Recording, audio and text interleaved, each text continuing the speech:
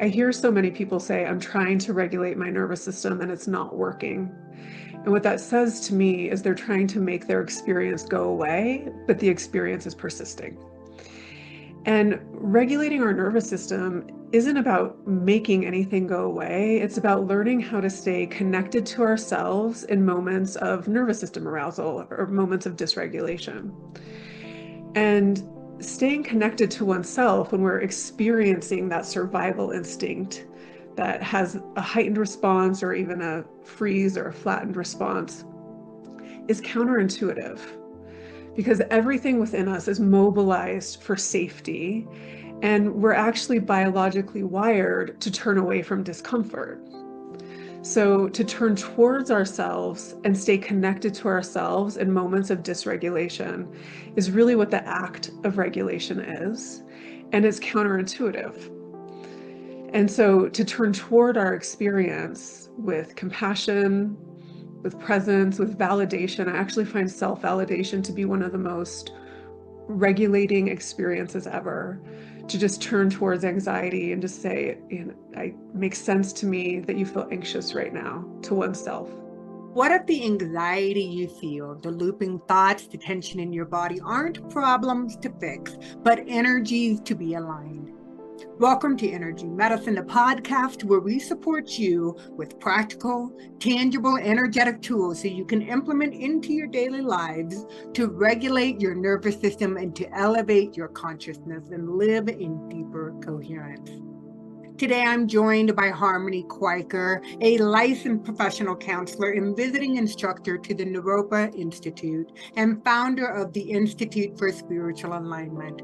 She's earned her master's degree in clinical psychology from Antioch University in Seattle and now leads the Gestalt faculty while training therapists and coaches in transpersonal Gestalt. I'm your host, Dr. Mary, and I bridge science, spirit, and embodied practices so you can experience measurable transformation in everyday life. Let's dive in. That self-validation creates congruence, and the nervous system loves congruence, meaning that we're having an experience and we are with that experience, as opposed to having an experience and trying to pretend we're okay, which is an incongruence. And so the more we can, connect with ourselves and come into that self-loving, self-having space, we learn how to respond to our inner emotional cues. And this is what most of us didn't get growing up. If we didn't have a parent who knows how to co-regulate, which answers the next question in a moment here. But we're like in childhood, we're looking for attuned caregivers who see us in our experience, can validate our experience and respond to our emotional experience. But when we don't have that, what we learn to do is disconnect and adapt. So the way to really learn how to regulate is by reparenting ourselves in that way, attuning to our experience, validating it, and responding. What does this emotion need from me right now? And it sounds simple when I say it, but in the moment, it doesn't sound so. In the moment of experiencing it, it can be a little like overwhelming, because what happens is the mind hooks in to meaning making about the emotional dysregulation, and that sort of lures us away from ourselves. So it takes a lot of awareness to actually stay connected to ourselves in those moments.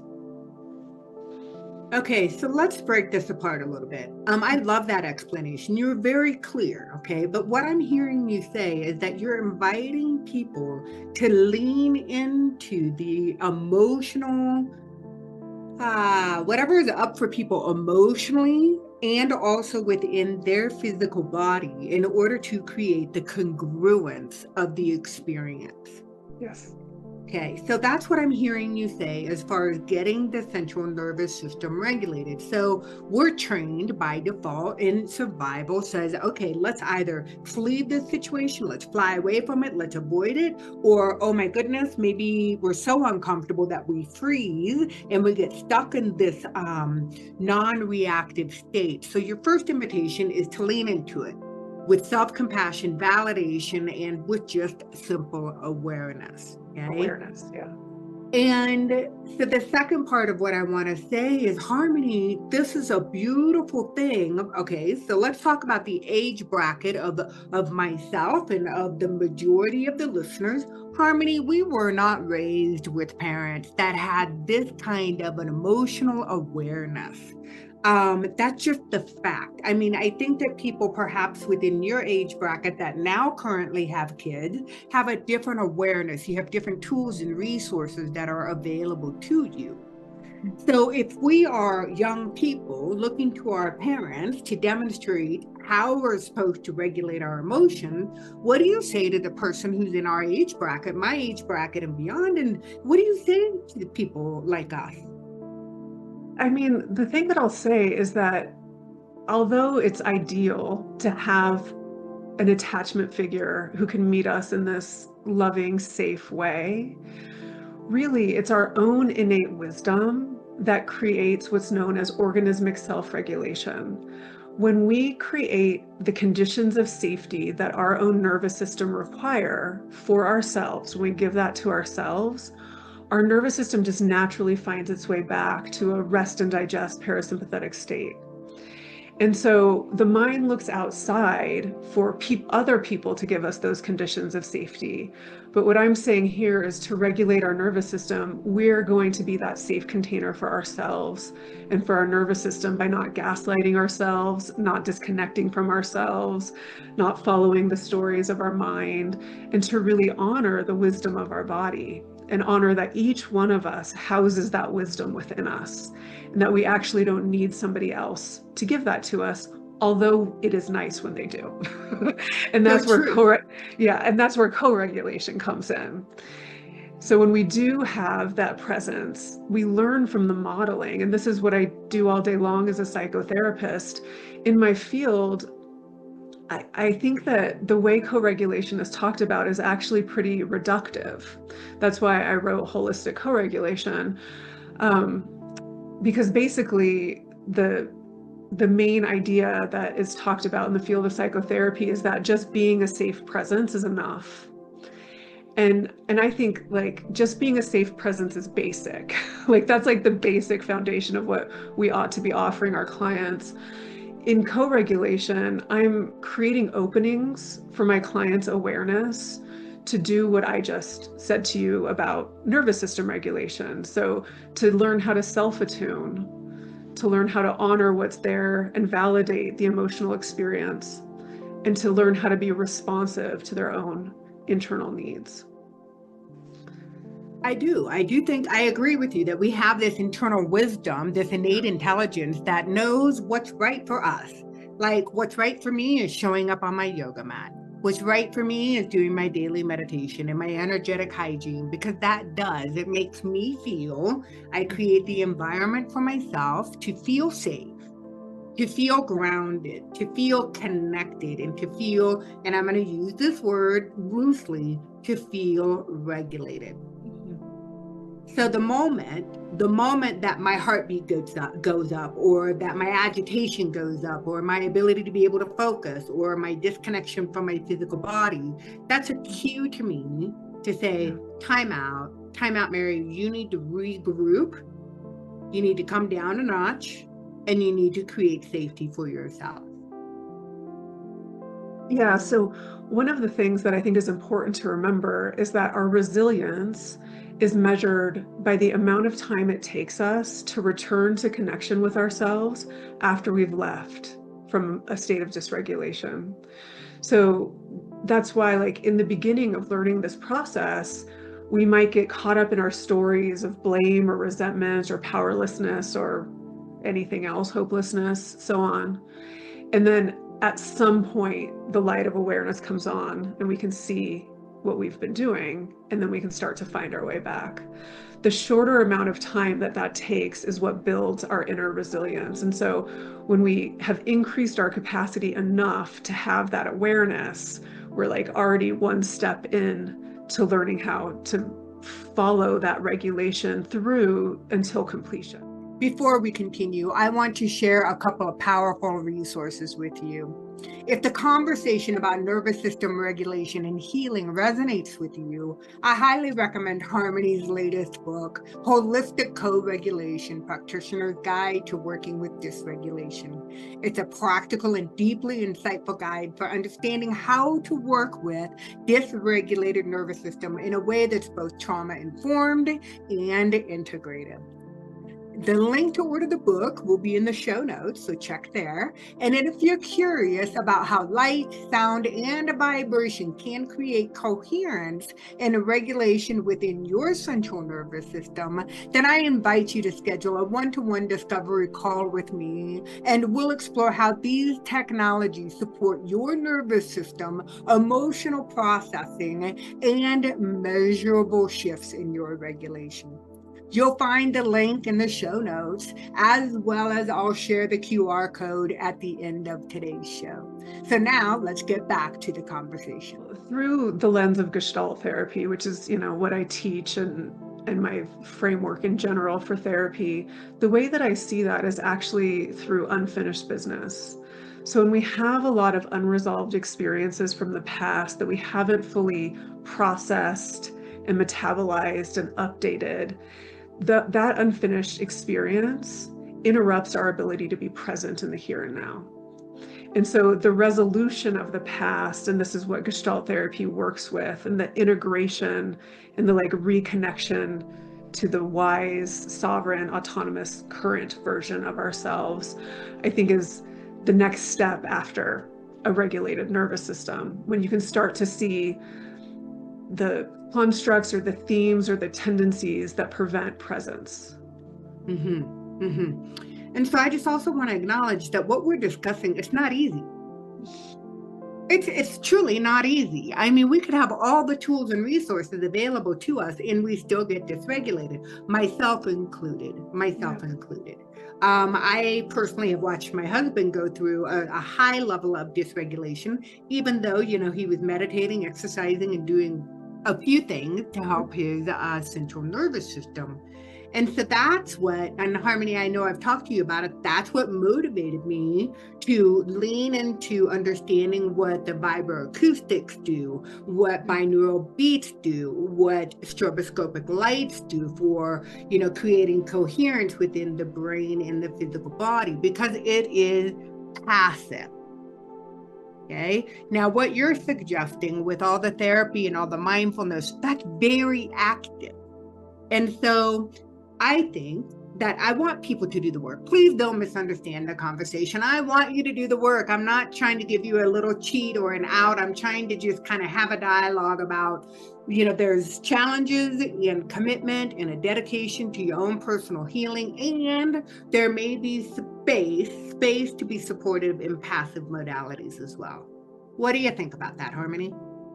I mean, I think the answer lies in how a person feels when they move through their life, like how they experience the here and now is what gives us the answer. And I've had countless clients who have done a lot of passive experiences, but when there's something left unintegrated in the psyche, it will disrupt that ability to be fully present, and the nervous system and the hippocampus will respond as if that threat is happening right now, no matter how much breath work you do, or no matter, how much plant medicine you do, or whatever the technique may be.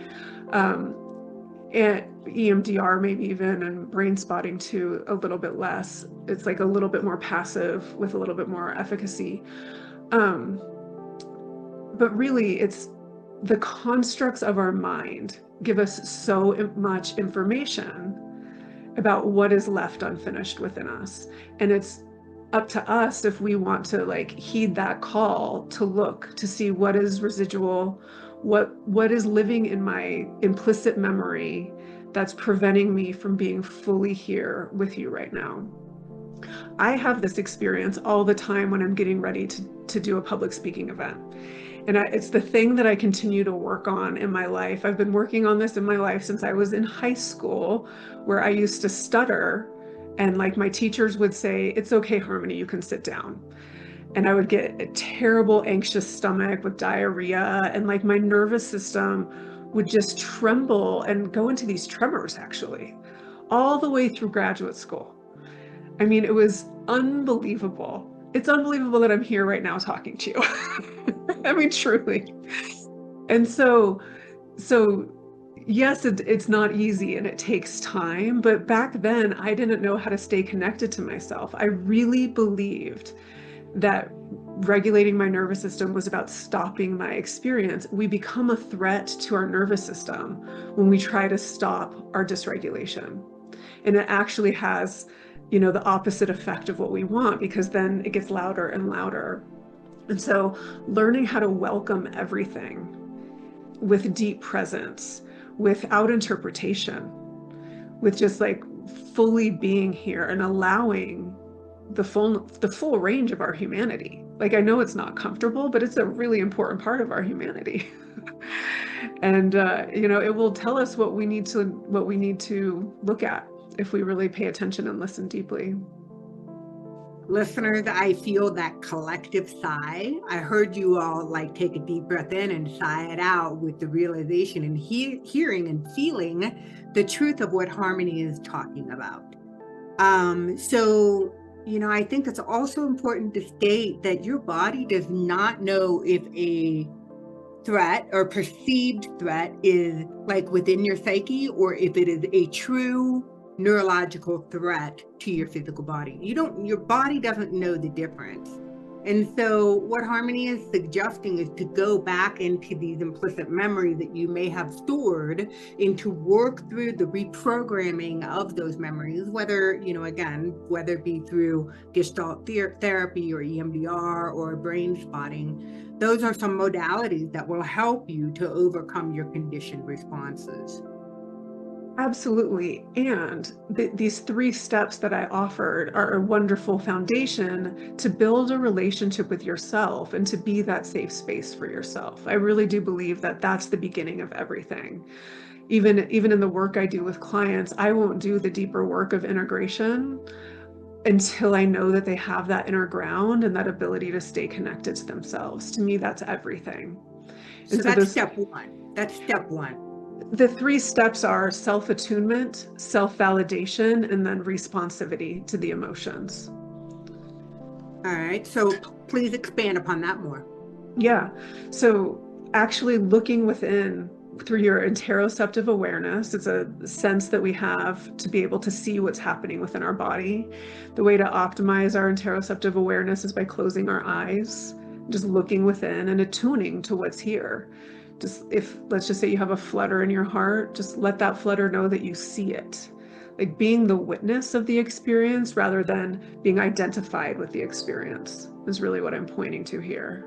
So distinguishing between the mind and the witness, being the witness of the experience, validating that experience. It makes sense to me that you're holding a lot in your heart, just saying that to yourself, and then just seeing, is there anything your heart needs from you right now?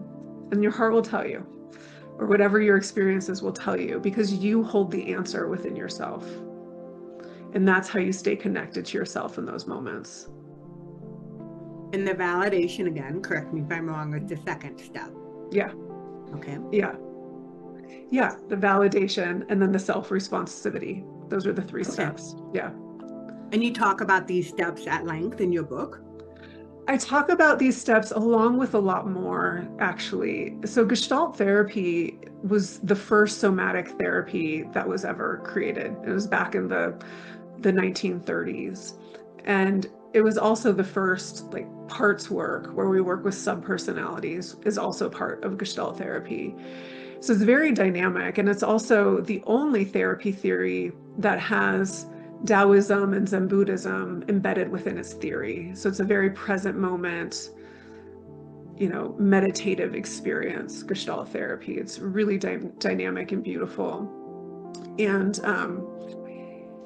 so part of what I'm writing about in holistic co-regulation are these more embodied experiences to support other people in their nervous system regulation. So for therapists or practitioners to support that. And I'll share quickly, if I may, Mary, that there's one co-regulation activity that I love the most. And I do it with my husband. I do it with clients. When I've seen families in the past as for therapy, I'll do it with families and couples. And it's called finding resonance. And the practice is quite simple. I actually have a handout, a free downloadable handout on my website that teaches it, and it's in the books that you mentioned also. But essentially what we do is we both close our eyes. So you and I would just close our eyes, and I would go first, and I would say out loud a sensation I'm noticing in my body. And then I would tell you what I'm going to do for that experience within myself, and I would do it. And as I'm doing that, you would do it too. You would close your eyes and sense into that same place, and you would do the same thing. And this lets the nervous system know that I'm safe to engage socially here, because we're here in this quality of sameness. And I would go through 3 different areas of my body to do that, and then you would. And we'd go back and forth. And it's interesting because sometimes, like when I'm doing this with a client, I always feel exactly what they're feeling. But when I'm doing this with my husband, I don't.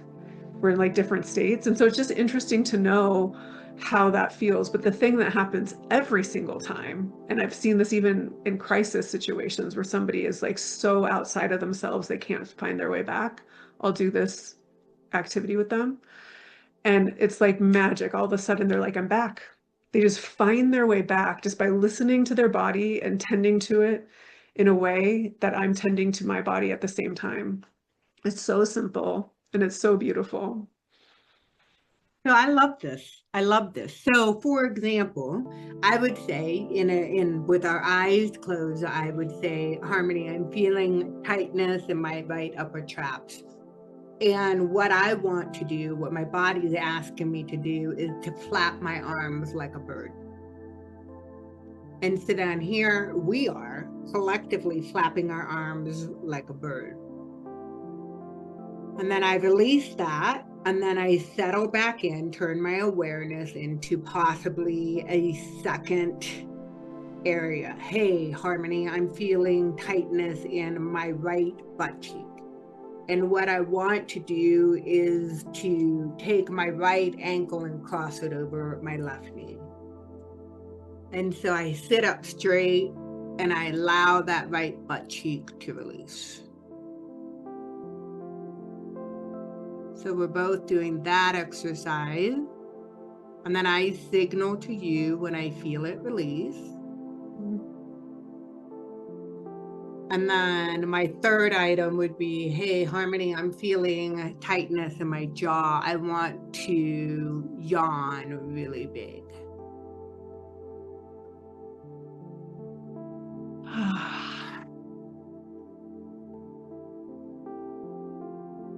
And then you would go through the same 3 steps.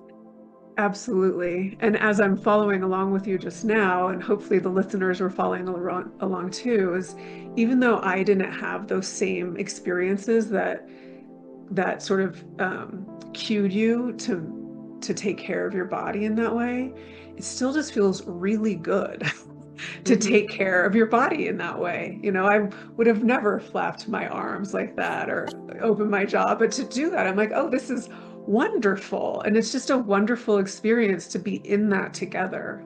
Yeah.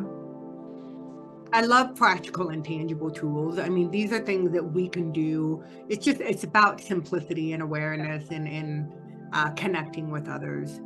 So Yeah. Harmony, I have a tremendous amount of gratitude. I mean, I adore you immensely. I always enjoy our time together and I always learn from you. So know that, you know, I don't take that lightly. So I just want to express gratitude for who you are as a beautiful individual. Thank you, Mary. Thank you so much. And I know you know how much I feel your energy so deeply and so pure and so vibrant. And I just love being near you. It's just such a gift. You're such a gift. Well, listeners, as we bring our time together to close, this is the second time that Harmony has been a guest on the podcast Energy Medicine. So in the show notes, not only will you find a direct link to Harmony and her website so you can download the PDF file that she was mentioning and be able to purchase the books directly from her website, I want to let you know that I will include the link to the first episode so that you can hear a little bit more about Harmony's past and how she got to where she is today, because it is another delightful episode. And so, listeners, I'm inviting you to incorporate the 3 steps that Harmony has taught us today. And that is, if I can remember, that's the attunement and the validation. And then the 3rd step, Harmony, is Responsivity. So if you lean into those 3 tools, if you take nothing else away from today's conversation and focus on those 3 simple steps, I know, like down to a cellular level, that you will experience some changes in your life. So listeners, I know that you have, goodness, a million different ways you could be spending your time. So thank you for joining us today. And thank you, Harmony. Thank you, Dr. Mary.